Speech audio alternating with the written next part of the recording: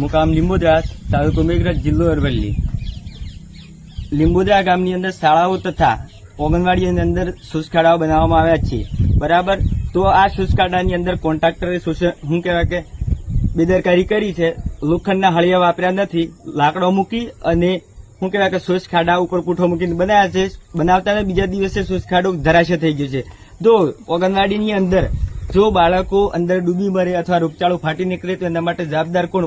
ઓંગણવાડીની કાર્યકર્તાઓ અથવા તો કોન્ટ્રાક્ટર. આના માટે અમારે ન્યાય અને નિકાલ જોઈએ અને કોન્ટ્રાક્ટર ઉપર કાયદેસરની કાર્યવાહી થવી જોઈએ. બરાબર. તો આ અલગ અલગ માણસો ઉભા છે, એમના એક એક વાત સાંભળી લો અને અમારો નિકાલ થવો જોઈએ.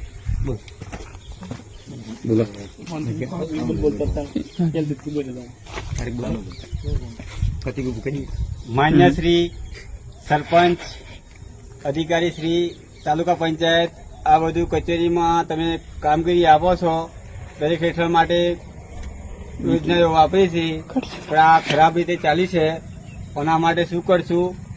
તમારે જવાબદાર રહેવું પડશે. બાળક કદાચ આજે જીવિત છે, કાલ ઉઠીને મરી જાય તો આ ખાડાને શોષિત કોણ કરશે? કેન્દ્ર કરશે કે પછી કોઈ તાલુકા પંચાયત કરશે? આ બધું તમારે વિચારવાનું આવે. માન્ય શ્રી અધિકારી શ્રી, કલેક્ટર શ્રી, MLA ગ્રાન્ટો આવતી હશે, કોઈ બી કોન્ટ્રાક્ટરે કર્યું હશે બધું, પણ આ બધું જોઈ વિચારીને કામકાજ કરવું રહ્યો એમનાથી કરવું જોઈએ. આ બધી બેદરકારી થતી હોય, આ કોન્ટ્રાક્ટરોને કોમ આપી નહીં શકાય.